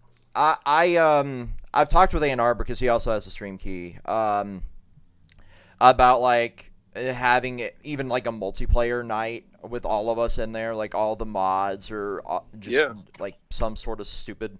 Like Ape War was a game that I kind of joked around with. It's just like Call of Duty with monkeys. Vex, when this is uploaded, do you want to comment the link to our Twitch and then we can pin that or whatever? Yeah, sure. I can dig that back up. So just some ideas. Like I've kind of dipped out of streaming even to some capacity, but there's always a desire to do some dumb thing. But yeah, so with that, I'm making because we're doing the Zordon era. Right now, I was trying to make a Zordon themed drink right now, which is making me pull my hair out, but I'm also fucking enjoying the living hell out of it for some reason because I'm a masochist. Yeah, it's fun to try new things. But yeah, I guess we want final thoughts this? Yeah, pee-poo, as Tyler said in the last video, pee-pee, poo-poo, butt sex. I don't fucking know how to end this video. I'll let you end it. I'm really excited. I'm really excited to see these two fuck. Honestly, like, the world is crashing around them. Why not just fuck on top of a pile of corpses? Listen, there's nothing more romantic than fucking in the apocalypse, okay? And by the way, I said that because it sounded funny, but like it all, like before you get like triggered or whatever. I don't mean that in like the pervy way. I'm not here for the porn. I'm here for the emotions that come out of it. Yeah. I'm very excited to see the emotional growth that they go through. I mean, both Asa and him are both desperate virgins that desperately want to feel something. And when they get this sex, they have two paths in front of them. Either they're going to spiral into the depression that sex didn't immediately make them happy, or they can find the happiness that does come from sex, which is when it's done in a responsible way with a partner that you love. And if they, I mean, like, dude, like the depression that they could crawl out of their depression so hard if they form a good, competent, healthy relationship with each other. And I'm so hoping for that for them. And then of course, then they have to both deal with the apocalypse, War Devil, and Nayuta. That's going to be the challenges. No, right. Like, War's going to throw a temper tantrum too. I didn't even fucking think of that. Yeah, because War, if they find out, I'm so happy you just clicked on that, because if she's gonna find out that Denji is Chainsaw Man, she's gonna Denji's gonna be the thing that brings her like a little bit of happiness, and then War's gonna be like, you need to kill him, make him a weapon now, and then Nayuta's gonna be like, kill that bitch or I will, because she's getting in the way of your love for me, and then the apocalypse will be happening in the background, and fucking Yoshida will be like, hey yo, I need you to fucking eat the horseman, and then she's gonna be like, can you all shut the fuck up? I finally found a little bit of happiness. Like, the drama is just, it's all swirling around into this. This is an episode of Shameless in the fucking Chainsaw Man world, and I love it. You can see how it's all swirling into the epicenter of all this drama is going to be this relationship. Dude. And like what Denji's been learning from part one was to not, like, I mean, you see him talking about it. He's like, he's always being used. He's being, his whole life, he's being used. And he's going to have, like, if this relationship is good, like we hope it will be, he's going to be like, oh my God, I found happiness. Because, he found happiness too when he had that family in Power and Aki. Family brings him happiness. So like a beautiful relationship with the sex as the cherry on top, he's going to be so fucking happy. And then everyone's going to be trying to take it away from him. And I'm so excited to see what he will do. I just found out I'm free Tuesday. So we can film. I'm free Tuesday, so we can film next week's right when it comes out. Okay, then hypothetical. I have a hypothetical for you since that's 2 days away. Do you want to just film that, and then we can tack these two together and just upload a huge thing so it's like up on the day it's out? Yeah, no. That's why I'm like, in the middle of this video, like, I'm free Tuesday, so we'll film it then. Oh, the biggest video. And then I'll put, like, if you want the current chapter here, skip this, yada, yada. All right. Because I'm busy next week and the week after, so this will be a long video for everybody. I'm so excited to see how this relationship pans out for them, because I genuinely think they could both find a lot of happiness from this. But they have so much to plow through to be able to, like, live happily together, you know? I'm so excited. I mean, this is the type of shit I like. I stand for this shit. I mean, like, this is why I love Hanako, right? Like a supernatural romance with trauma just surrounding it. That's essentially what dude. Hanako is, and now we have this. It's so crazy. But yeah, so that's it for double chapter review. Peace. Oh, to the next future Red and Vex. What are your thoughts? Woo. Okay. Put out your joint, Vex, because it's time for Chainsaw Man. Hey, this isn't our second time trying to record this today, is it? I don't know what you're talking about. You're crazy. You're gaslighting me. Oh, yeah. I'm gaslighting you. I don't know. I what do wanted you to start fucking this mean? 20 You say minutes that, wait, hold on. Whoa. You say that like I'm like notorious for gaslighting. What the fuck? I'm just fucking with you, man. You know what would be really funny, though, is if I was like, what do you fucking mean? You're lying. You're making that up. You're crazy. I never gaslight you, you crazy fuck. You make shit up all the time. Actually, you know, maybe I do. It's only because you have dementia, Alzheimer's. You have one of those for sure. Oh, definitely. I probably do have early onset dementia. Fuck it. Sex.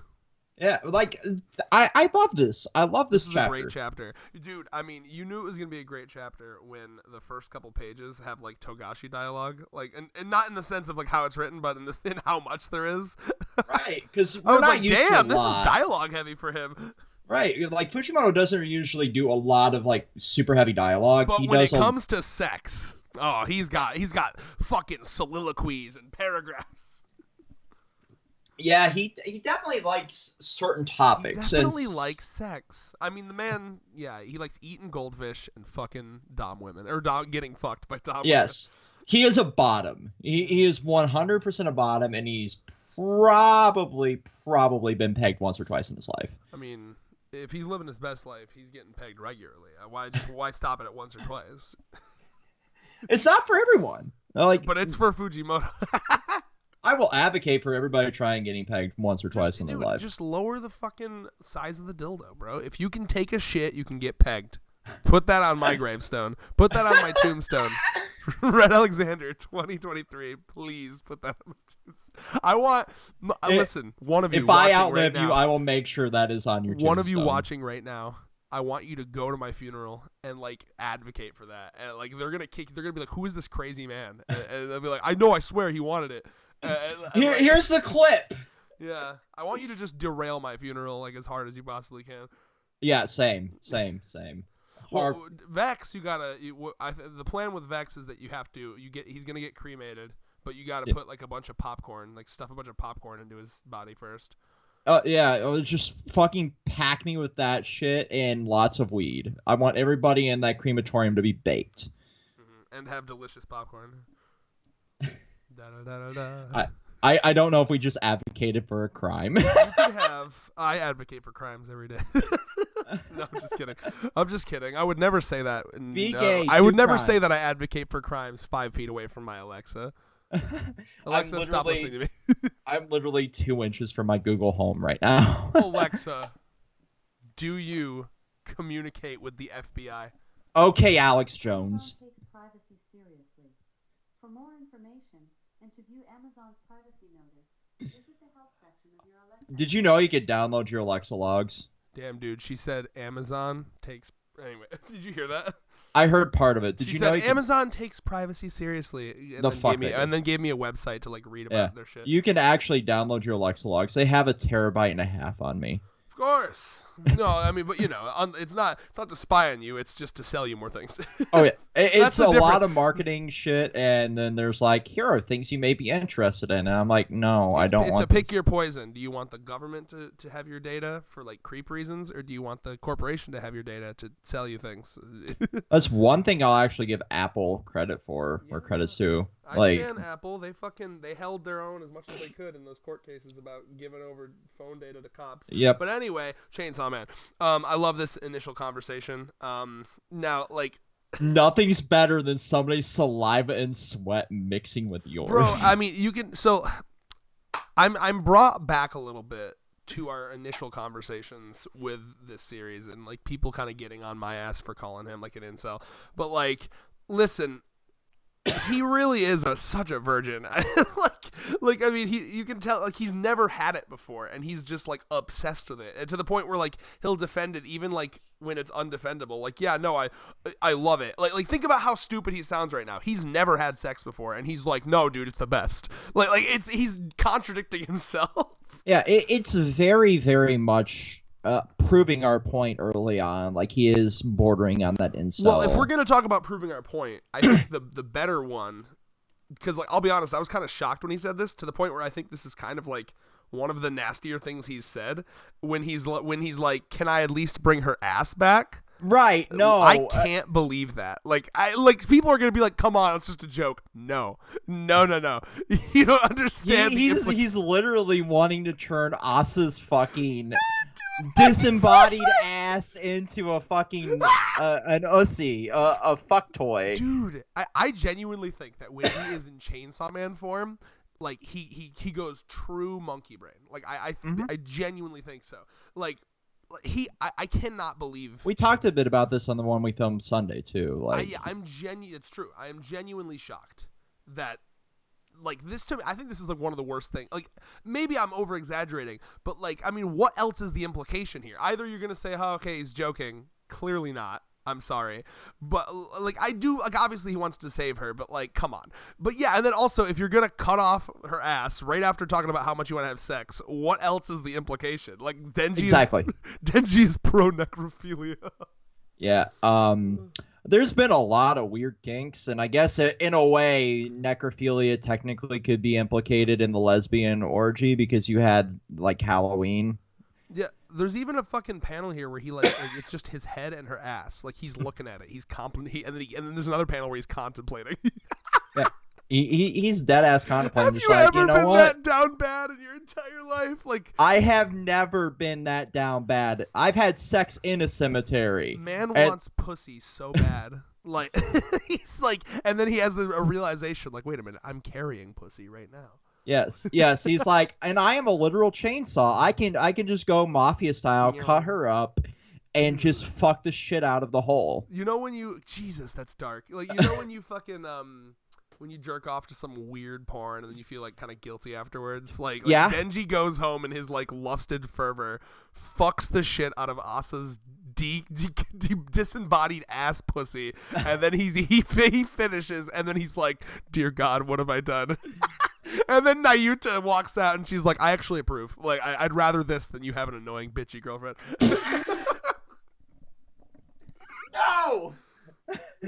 No, it's true. Jesus Christ. She would though. I know. Nayuta, the control devil, would say, "Yeah, you know what? Just jerk off. Like, I don't want you to have a fucking girlfriend." Here's a fleshlight. Dear God, that's better than this. Fleshlight is not good enough. It has to be real. If I hurry, it'll stay warm. No! What the fuck? Put it in the oven for a little bit. Get it in the oven. Listen, we have to make this very clear here. Denji is a man who ate a woman. Okay, it's a devil. Whatever. She's clear. He ate a bitch. Okay, Denji would necrophilia. I'm just saying. I'm sorry. Like, he's desensitized. I'm not saying... Yeah, I mean, in Fujimoto Productions, we've had everything from bestiality to now possible necrophilic implications. Like, nothing in this series can surprise me at this point. Yeah, you can't... People that are going to try to say, "Oh, no, you haven't read his other work," okay? Fire Punch, we know where this author's mind is going, okay? Fujimoto, the intent of the author while writing this joke was... Well, you know what it was, okay? Like, I'm sorry. Like, now let me make this very clear. Denji, he's childish, he's immature, he's an idiot, and I genuinely like. I think I'm having to headcanon that when he is in Chainsaw Man mode, he's fucking insane. Yep. Like I get it almost reminds me of like The Mask, Jim Carrey. You know what I mean? Oh like, God, yeah. It was a good movie. Like I will give him the benefit of the doubt that like being in Chainsaw Man mode heightens all of his shit, like all, like, you know, his lust, his probably all of we the also seven have deadly to sins. Remember What? We also have to remember he literally cut his brain in this. I feel like he's probably healed from that by now, though. I don't know if we can. we can keep falling back to that as an excuse. Yeah, we don't know a lot about his healing factor at this point because he seems to be healing at a much quicker rate in this we actually fight see as well. we see a part in this where his neck comes off, he grabs it, he puts it back on, and then he pulls his cord. So it's almost like the pulling of the cord is what accelerates it. Yeah, so it's one of those moments like where he might have just got like an X-Men style power buff in the middle of this fight, and he just like instantaneously regained his consciousness. But you're right, like we have to, like, for our own sanity's sake, have the implication of like he's monkey mode when he's Chainsaw Man, all of his baser instincts are amplified. I think it really is like the mask, and because like I don't know, it's tough, right? Because I think Denji has to kind of, I don't know, find that balance between like. Because, like, clearly he is so horny that there is some part of his brain, be it a sick, twisted joke or not, that would say, yes, I would like to can I just take her lower half? Like, I mean, that's fucked up, right? Yeah. But, like, now, obviously, I also think, though, that there's... Because you're right. I mean, like, you know... the human brain is segmented into different chunks, right? There's like the frontal cortex and the I'm gonna stop there so I don't make a fool of myself. But like there are different chunks of the brain want different things, right? Yeah. I was better at chemistry than biology, so you've lost me. There's the part of the brain that literally is just like calm now, and then there's the frontal and the back and the different chunks of the brain fight against each other constantly. You have the part of your brain that's like want to calm now, please, and then you have the other part that's like yes, but you'd feel more fulfilled if you loved her, you know, and you maybe held back a little and didn't just try to jump on her date one. Yeah, absolutely. You know, and I think that Denji, I don't know, I guess it's just that like full monkey brain comes out when he's in Chainsaw Man mode, but like yeah, I mean I hope that's addressed because I will be honest. I think that's a little intense. Like, funny as a joke, but I'm like, God damn. The last two chapters have made me like, Jesus fucking Christ, Denji, what the hell? Well, it reminds me of when he was like, oh, I want to grow up some tits, but you got to be careful because it's funny as like a joke and a gag, but if you're not careful, it can kind of really taint the perception of the main character. Yeah. And like, you know, there are certain moments, like, I think Fujimoto's always been pretty good at like walking that line, so he doesn't come off as like a terrible person, but... I don't know, man. I mean, his obsession is like a little much because now we're beyond the innocent, the seemingly innocent part one goal of I want to grow up a tit to now it's like full on sex, and he's gonna have to be real careful of how he treads this. Either way, it is a fictional series and a fictional character. It's not gonna end. I'm not like Twitter motherfuckers that are like, oh my god, Horikoshi is pro child abuse because of Endeavor or whatever. It's more like if you want your main character to still be lovable. I mean, and maybe he doesn't. It's Fujimoto. You know, we talked hypothetically about Denji becoming like the incel villain of part 2. I don't think that is going to happen, but I mean, who knows? But it all comes down to how does he want Denji to be perceived by the audience. Well, also there's the general possibility that Denji dies in this part, because without tasting a single puss. Right. Because Yoru's goal is to turn him into a weapon to get access to nuclear weapons again. And Denji's goal is a hole. And that's a very minor goal in the grand scheme of the entire universe, especially... No, that's the ultimate goal for Denji. For Denji, yes. But when you have a fucking apocalypse coming and, nuclear war would be a better, deterrent than a man that can just, his... incel brain wants sex and nothing but sex, apparently. Nuke versus the Apocalypse Devil would be a better option, I guess. That's why it's going to be interesting to see where his brain goes after he has sex and realizes... Because, I mean, like, dude, we were talking in the last video we did about... Which will be attached to this video, obviously. About how, Denji post power titty squeeze in part 1 had that moment where it was like, oh my god, that was not nearly as good as I thought it was going to be. Can you imagine if he fucking took home Asa's disembodied bottom half and fucked that? Can you imagine the fucking high to low that would be? Oh my god, and then like the lessons of Maki. Alexa, play a little piece of heaven by Avenged Sevenfold, please. Don't actually. What was I gonna say? Yeah, I mean, he's got to have a moment where he's like, "Oh right, yeah, that whole lesson I learned about how like personal." It's just I can't believe I know I keep talking about this. I cannot believe that joke shocked me. that joke has been half of the conversation in our Discord today. Like, I can't defend this motherfucker right now. Like, goddamn. It's pretty wild. I mean, I don't, because I'm thinking about, like, I can't wait to talk to Allie about this because I haven't had a chance yet because she's at work. But, like, I'm just imagining being a woman and reading that part of the chapter. Like, Jesus Christ. Like, I mean, that's so dehumanizing. Like, I don't know. Like, again, don't take this as controlled chaos. They're being SJW. They're going woke. Yeah, I mean, first of all, we've always been woke. Hey, snap, Exactly. snap. But also, yeah, it's more just like, it's hard for me to determine how Fujimoto wants Denji to be perceived, and I suppose maybe that's the point, because Denji is at the end of the day a real person, complex. He doesn't have to live up to a set of ideals.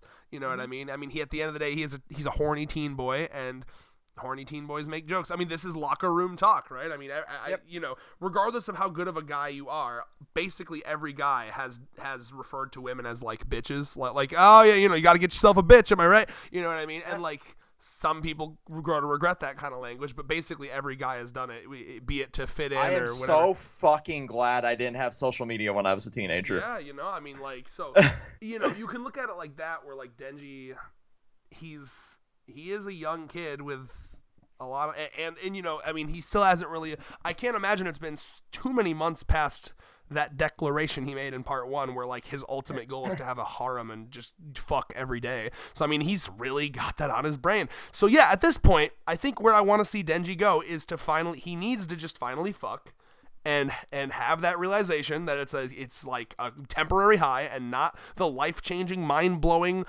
you know, 10 commandment, like, especially your first time.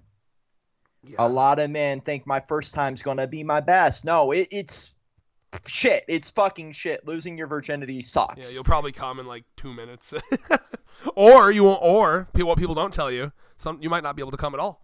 Yep. Because you might be too nervous, and your mind might not be in the right place. So that was a big problem for me for the first couple times. Yeah, you know, I mean, I cannot wait, because I think honestly that might be what Fujimoto's doing, is like amplifying how obsessed he is with sex to finally get to the point where he has it, and it's like the most deflating motion. Yeah, shitty situation, and like I can't wait to see how that goes for him, because like I just want him to, he has to realize that there is no one solution to his happiness. There's no one thing that's going to make him happy. It's a complex amount of things that's going to bring him happiness. You know, self-actualization, self-worth, surrounding yourself with loved ones, goals, ambitions, improving finding yourself. New loved ones that don't die 5 chapters into a series. Yeah, also, Asa's got a good track record so far. Yeah, but also like, to her eyes, he stood her up. So would she even be willing if she finds out in the next few chapters, like, this is actually Denji? I mean, she did say in the last chapter one of her few regrets was, and implied that, you know, she didn't get to talk more with Denji. So I do feel like she'd be willing, because I do have that. We were talking earlier when she was leaving all dejected. You know, do you remember the chapter right after she thought she was stood up, and then Yoshida talks to her, and for like 2 seconds she thinks that Yoshida is about to hit on her. You remember? Yeah. And like the vibe we both got in that chapter was that she was so desperate at that point that she would have basically fallen for anyone. Like Allie and I were talking about it too. Like the state of mind she was in that chapter, anyone could have taken advantage of her. You know what I mean? Like, it's dark, that's a but true. very common. You know, post breakup, like, you just fling to, if you actually thought you loved someone and you break up, you go to that deep down dark place of like, I'd fuck anything. You know, be very vulnerable in this state. It's a sad truth to that type of heartbreak. That moment with Denji in the aquarium, I genuinely think is one of the first times she's probably ever felt like a connection with that. I mean, we can both kind of put ourselves in that state of mind when you know, you go years of thinking like, damn, I really, you know, you go out, you have an interaction, it's awkward as fuck, rinse, repeat, and then you have that one day where you're hanging with a friend and it's just perfect. Everything goes perfect. All your jokes were laughed at, you know, everything just felt like it was flowing perfectly. And I think that was a moment there where she was like, oh my God, this guy's the one, you know? Yep. So like, the point being though, I genuinely think she's in a state of mind where she is, the vibe I get from Asa is that she puts off this like front of like, no, fuck him, I don't need him, but like would immediately immediately fall into his arms if she could. You know what I mean? She's very emotionally vulnerable, and she kind of like puts off this vitriol to try to pretend like she doesn't need him, you know? Yeah, and that's a defense mechanism that a lot of people have been through hella trauma use. Yeah. And that's why I'm excited to see how this goes, because like their relationship could either be like the best thing for each other or the worst thing for each other, because she would be using him to fulfill her, like, okay, because this is a classic thing, right? Someone who has no confidence in themselves, they think that a relationship is going to solve all their problems. So like Asa, from her perspective, she thinks, you know, because she said earlier in a different chapter, she's terrified of commitment, but also craves, or commitment, lol. Terrified, I guess that too, probably. She's terrified of companionship, hanging out with people, but she's also, like, craves it desperately.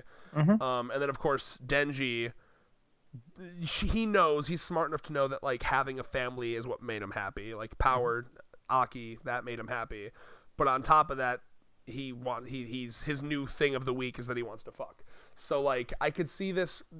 And I imagine Fujimoto will go into this. This could be super toxic for both of them, because, like, you know, she would be using him to get, like, self-actualization for herself, you know, and then, like, he would probably just be using it for sex for a while, you know, and then you're going to go into the whole side of things where you realize that neither of these goals is healthy, but now you're so deep into the relationship that you don't know if you want to end it or continue it, and it becomes an even more toxic nature that you spiral even more and more into a depressive state. Well, if there's anything I've learned about relationships, is that you both have to be mentally healthy for them to work. You know, you have to be confident in yourself, who you are, and you have to be really good at communication. And I don't see these traits in these two.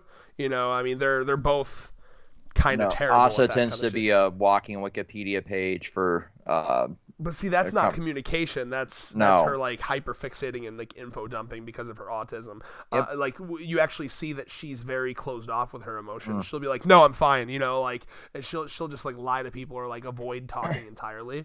You saw how she treated Denji in their brief date, where she was like, no, or like, you know, Denji had this fun idea of something that could be fun for them. And she's like, nope, not doing it, too expensive. And then he's like, okay, well, can we go to your house to watch movies? Nope, not my house. You know, like, it's very much self-obsessed protection in a way. I think with her, yes, for sure. But what that tells me is that if they got into a relationship, she would be very... It would be for her. It would be all about herself and her own happiness, and she wouldn't think very much about Denji's, because I think in her head, she thinks the relationship is going to be the secret key to what makes her happy, and then Denji thinks the sex is going to be the secret key to what makes them happy. So that would leave you with a woman who's basically upset, thinks that everything in a relationship has to be about her, and a man who thinks everything in the relationship is about the sex, which would be super toxic. So, like, I'm interested to see how Fujimoto writes it, because, like I said, I think that it could become and end up as something that's very good and healthy for both of them, but I think it's going to start as something very, very toxic. And on top of that, you have devils on both sides that want to stop it. Mm-hmm. And also the world crashing around them as apocalypse happens. So that's apparently that's like a good year from now, though, so they got a decent amount of time for that. Yeah. But we don't know how time works in this as well, because we've seen that there's the possibility of time being an issue for some of them. No, like, I'm just saying they have time to, like, yeah. It's not like, I feel like if Fujimoto has time to slowly develop and blossom that relationship before we get to, like, the end game of stopping the apocalypse. Yeah, for sure. But it seems like we might be in a time dilation here by how slowly the world is moving around them as well. What are you talking about? If you look, cars aren't moving. A lot of the background doesn't seem to be affected inside this dimension they're trapped in. They're in hell. Well, yeah, they're in hell, of course, but that could also be affecting time as a whole. So we might get like a few weeks of a time skip here after we get out of here is something that I've been thinking. That's also, you know, I could be talking out of my fucking ass too. But yeah, you need to stop, dude. You need to stop talking to the Discord, man. Every week you come in here with some asinine ass, like, out of nowhere theories. We don't know how hell works in this universe. What are you talking about the cars, bro? It's a manga. Of course they're not moving. You can't tell. I'm not that fucking dumb, Red. I don't even know what you're talking about with the cars. This landscape has been the same for the entire fight. So it's almost as if time is frozen. Other than what's been destroyed by the fight. So that's something I've been thinking, like maybe time is frozen to this universe of hell. But it could be actually going on in the real world. I mean, it's possible, I guess. It's just out of nowhere.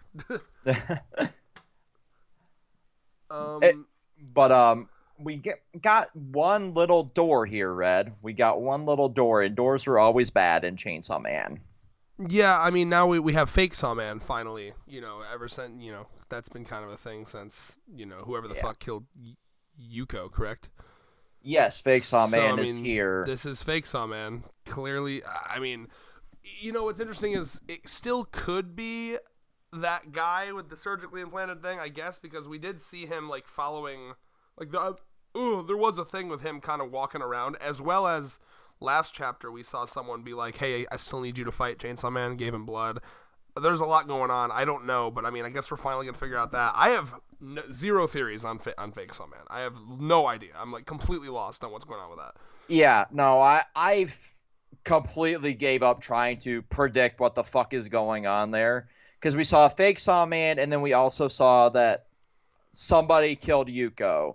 We had the Fake class, Sawman. yeah, but I don't think that was the class president. It was too stocky of a character. Yeah, it's probably, maybe he was just a red herring then. It's so weird. I mean, he's got to be important to an extent because, like, remember, I don't remember when it was, but they also showed him really recently when, I think he, like saw Asa going off with Yoshida or something. Like, I mean, they've been showing him, like, kind of creeping around, like, watching shit go down. Yeah, he's definitely been there, but I don't know to what degree of importance he is, because he seems to be like a throwaway character, like the idiots of were in the early Bomb Devil shit, So we have that plus big stocky Fake Sawman going around killing students, and Yoshida still being creepy. So we have a lot of pieces still in play here. Yeah, and we also have this moment here, which is interesting. I like the rules of this, where it's like,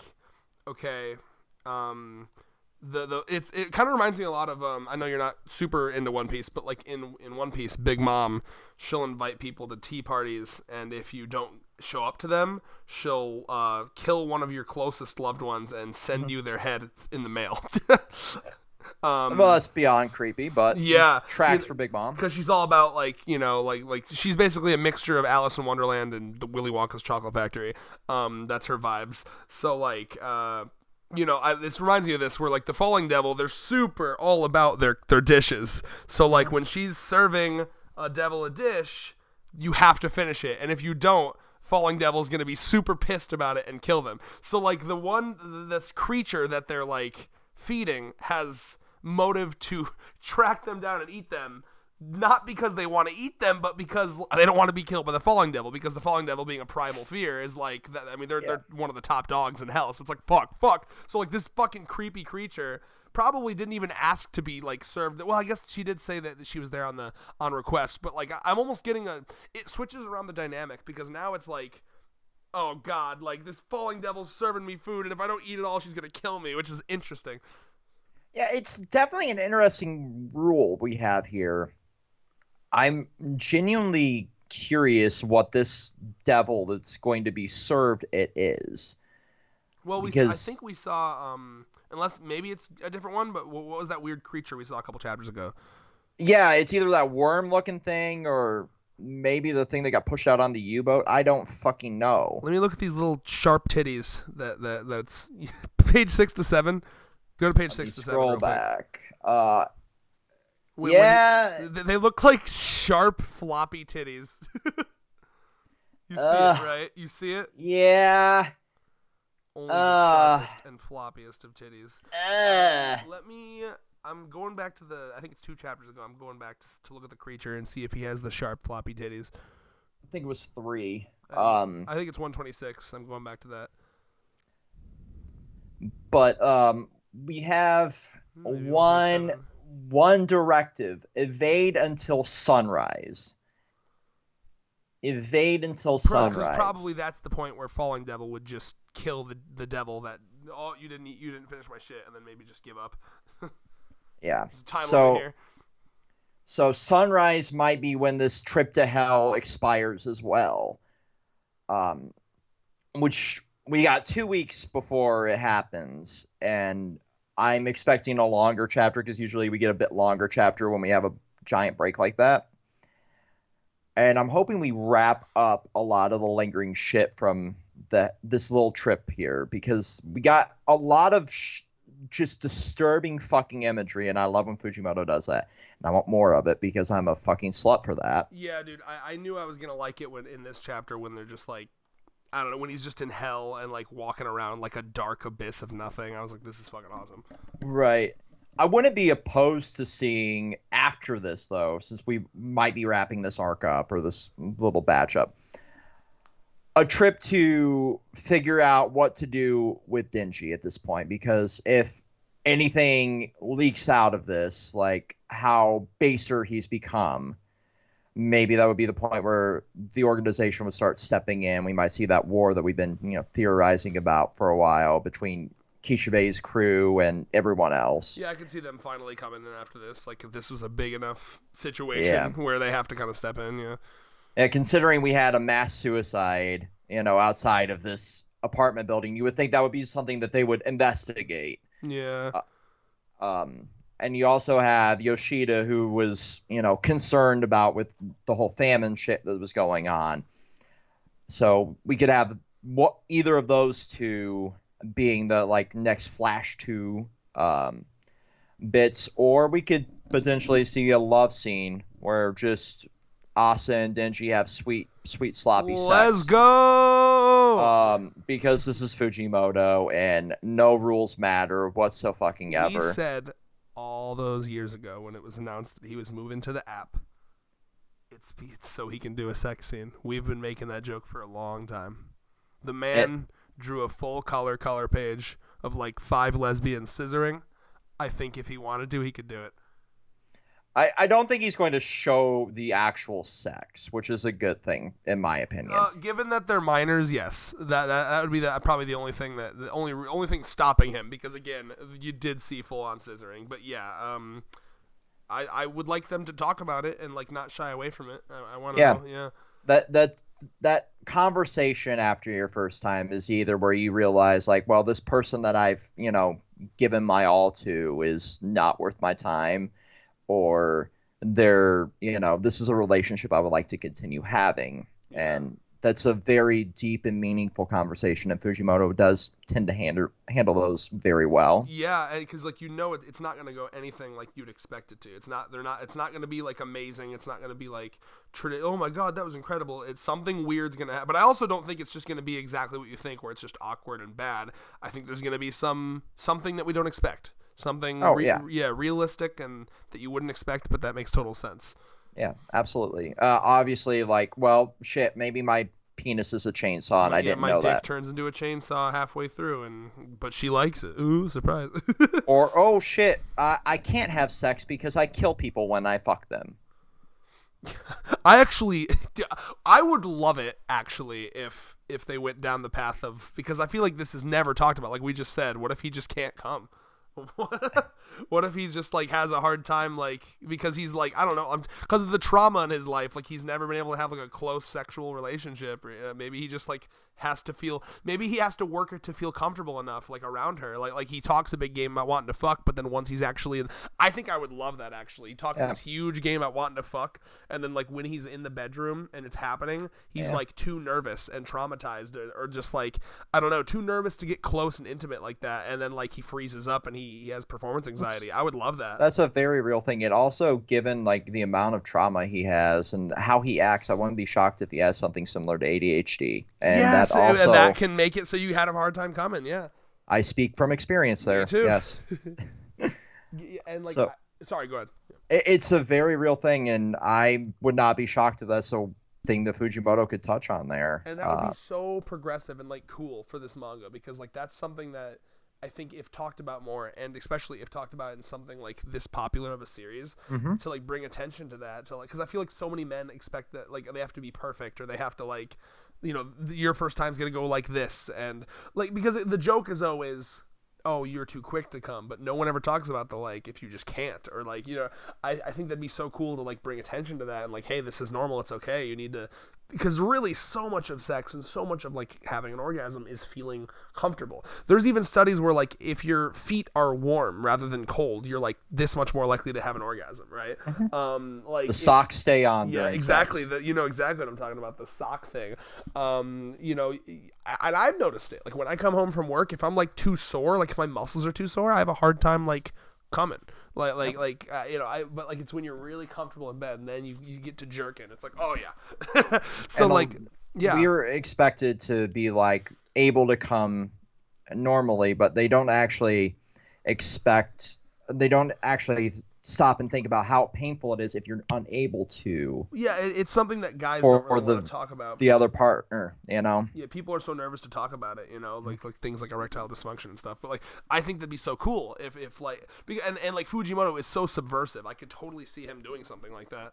The thing I've enjoyed seeing on social media now, like TikTok and Instagram Reels and shit like that, is like a lot more women are talking about like, yeah, I don't want to be having sex for 3-4 hours like we've always been told. Like, this is a great thing to have. It fucking hurts after a little bit, you know.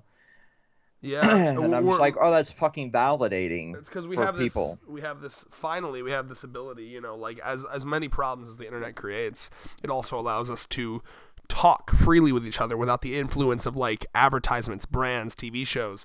For years, TV shows, movies, media told like we've just been gaslighting each other, lying to each other for years about like, this is how sex should be, this is how a relationship should be, this is how you should look, this is what you need to buy to be cool. But now we can just talk to each other and create our own culture. Culture used to be created by corporations and media companies, but now it's created by us through things like TikTok and Twitter, and like that's kind of one of the cool things about it. But also there's good and bad, because as you can see, when culture is created by us, unfiltered by media and corporations, it also leads to people being very extreme, you know, because there's good and bad to that, of course. But like, yeah, I mean, I agree completely. I think that's one of the reasons why like millennial, like, you know, our younger generations are much more progressive about things like that. And like, so yeah, I mean, for this series, which is one of the most popular anime out there now, to delve into something like that would be very, very cool.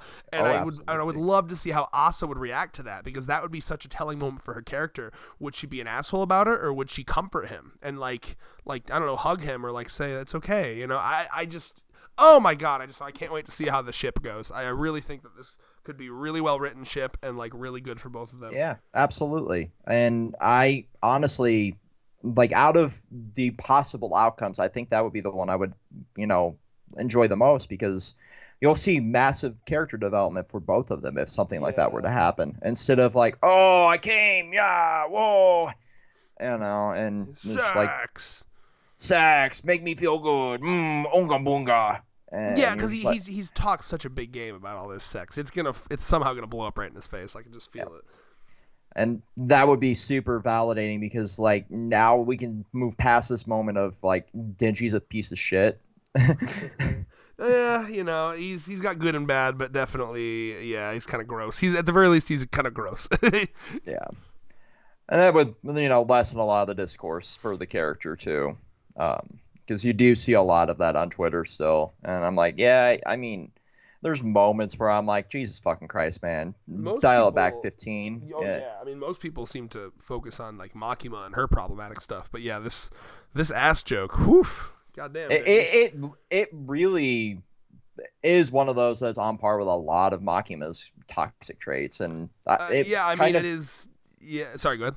It kind of makes sense that her personality would rub off on him in more ways than one when you think about it. You know, you could headcanon that this is a lot of his dehumanizing-ness going on. I mean, I think it's easy to forget, because, you know, all of the memes and the funny parts of Chainsaw Man, but I mean, one of the big plot points of part 1 was him struggling with being numb, right? I mean, like that part where he's like, all these people just died and I feel nothing. Mm-hmm. How would I feel if Power died? You know, maybe sad for a little bit. How would I feel if Makima? You know what I mean? Like, and obviously he was sad about it, but like he has always struggled with feeling human and not feeling like a psychopath, you know, having empathy. He's always struggled with that. Yeah. And he's also struggled with, is that because of the Chainsaw Man in my heart, or is that just the trauma from how I grew up? So like, it definitely could lean into either of those too, you know? Yeah, and it totally makes sense that he could, and of course, you know, no excuse for continued bad behavior, so that's why we hope that he will evolve and be a better person. But you could see how he would, you know, someone like that would develop the kind of mental I mean, like, you could even look at, like, you know, some boys are raised by, like, you know, not to bring up, I'm trying to think of I won't say his name, but I had a friend who told me that, just to give you an idea of how toxic sex culture is sometimes, especially, like, with growing up boys, you know, parents expect boys to be fucking just slamming puss by the time they're fucking 18, left and right. But like, if you're a girl, oh, no, you know what I mean? So like, I think you might know who I'm talking about, Vex, but like, I won't mention his name. But like, he was telling me about how like you know, his parents would make fun of him for, like, literally his parents would make fun of him for being a virgin. Like, can you imagine? Like, that's insane. Yeah. And you know, it's so like, I feel like maybe Denji has, you know, internalized some of that throughout the world as well. Because I mean, think about it. That, like, why else would you think randomly that, like, groping a titty is gonna solve all your problems, having sex is gonna solve all your problems? All the porn mags and shit, you know, he thinks that's gonna just make him that happy, and I think it's because of the world around him and what he's been told. You know, it's not you're not born with this. Obviously, you're born with the inclination to fuck, but you know, I feel like if we weren't inundated with constant messaging about how it's the best goddamn thing ever, people would just do it and it would be normal. It wouldn't be like this thing people obsess over.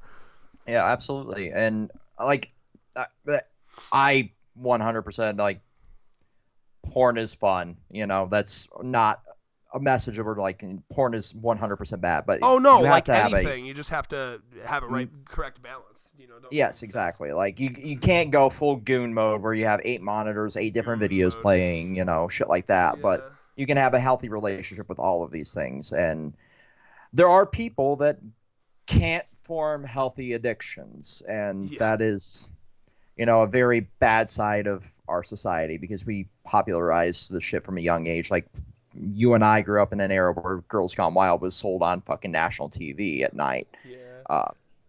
You know, there was an 800 number, but they would, you know, blur out the tits. You're like, kids, you know, come buy our fucking, steal your parents' credit cards and you can see a tit.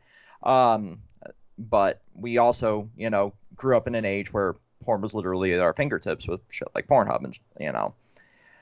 So and it's interesting because you can see like in real time the difference between like what our media tells us by the difference in how women and men treat sex generally. Obviously these stereotypes are always being broken, but like, you know, I mean, women, the way they're taught about sex is that it's, you know, like their virginity is, they're taught about virginity as like it's something to protect, it's important, you know what I mean? And therefore they're a lot more hesitant. They're not like, you know, again, generally speaking, but they're not like obsessing and idolizing about it all the time. Whereas with men, it's like you're almost taught to like want to get rid of it as soon as possible. Like that's kind of the vibe.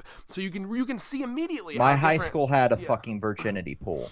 And then of course, Jesus Christ. And then that kind of, it becomes a self-fulfilling prophecy where like idiots, usually conservatives, will have this idea that like these different genders act differently based on like biological factors. Like women just biologically want to have sex less or have lower sex drives, which makes no sense, you know, because if you know what I mean, I can speak from experience. Most women have a higher sex drive than me. They're just holding it in because of the way that they're supposed to be socialized, you know, about it, right? Point being, you can see the difference here between like Asa and what the fuck?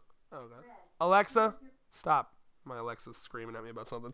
Yeah. But anyway, point being, yes, it's fascinating. I mean, like, look at this conversation we were able to have just from this one chapter. It's you know, he goes into such interesting stuff, and I'm really, really excited to see how this sexual experience that they're no doubt going to have at some point, seems inevitable, is going to affect both of them. I'm really excited to see how it's going to affect both of them. Anyway, we thought this would be like a 20-minute video, and here it is, like almost an hour long. I mean, because there's so much you can delve into here between these two, you know? I mean, like, he's so upfront and forward about it, and she's like, what the fuck? Also, a little detail that I noticed on my second read, which I find very, very funny. With the Falling Devil, the way their powers work is that the more you fall into despair, the more you fall up, right? So they're kind of like floating. They're kind of floating neutrally. And then once she tells him no woman in existence would want to have sex with a guy with a chainsaw man sitting on his head, Denji's like, no! And then they fly up immediately. So that put him into such despair that they immediately flew up. That's fucking funny, isn't it? Which is true, which is sad because that shows that, like, he fell faster with that than, like, he was able to resist the Aki power shit. That only made him float a little bit. But this one, boom. It hit him right in the nuts. The true despair. And what's even funnier about that is that, like, he believes her fully. He's taking, because, you know, she is a woman, so he's taking her word for it. He's like, oh no, really? Are you for real? But, like, you would think you wouldn't be having sex in Chainsaw Man mode. Jesus Christ. Which confirms that he wants to, by the way. He does want to have sex in Chainsaw Man form. And keep in mind, because I think that's part of what Naruto was talking about. I don't think Naruto would want him to reveal his identity, because Naruto doesn't want, you know, I'm going to use her ideas here. She doesn't want stray bitches around the house. Right. So, like, you know, she probably would want him to do it in Chainsaw Man form. So maybe that was his plan to keep his anonymousness. Oh, man. Well, I mean, he was giving out his number as Chainsaw Man early on in part 2. Yeah. He thought that was he thought that was his, like, Spider-Man shtick. He thought people were gonna be like, hell yeah. By the way, has been proven wrong. We have already seen in this manga, like, women that are like, I'll date you, Chainsaw Man, on, like, the news. So yeah, I mean, Asa has no idea the level of depravity that you can always find people down bad. Yep. Like, down bad is a state of mind. We can all be down bad, but I don't think any human should be as down bad as Denji. I mean, it would be terrifying, right? If that thing is constantly running and, like, he moves his head a little wrong, you're just dead. Yep. Oh my god. Like, Chainsaw Man sex in space. It's the safest way. Fuck yeah. But yeah, I guess, I mean, that's probably it, right? Final thoughts? I think that's it for 2 weeks. Between now and then. Goodbye Eri will go up. I'm sure Yep. another One Piece will go up. It'll be great. Yep. So with that, see you in 2 weeks. With that, Peace. the 0.3 women in our audience, would you have sex with Chainsaw Man? Put it in the comments. I want to know. Peace.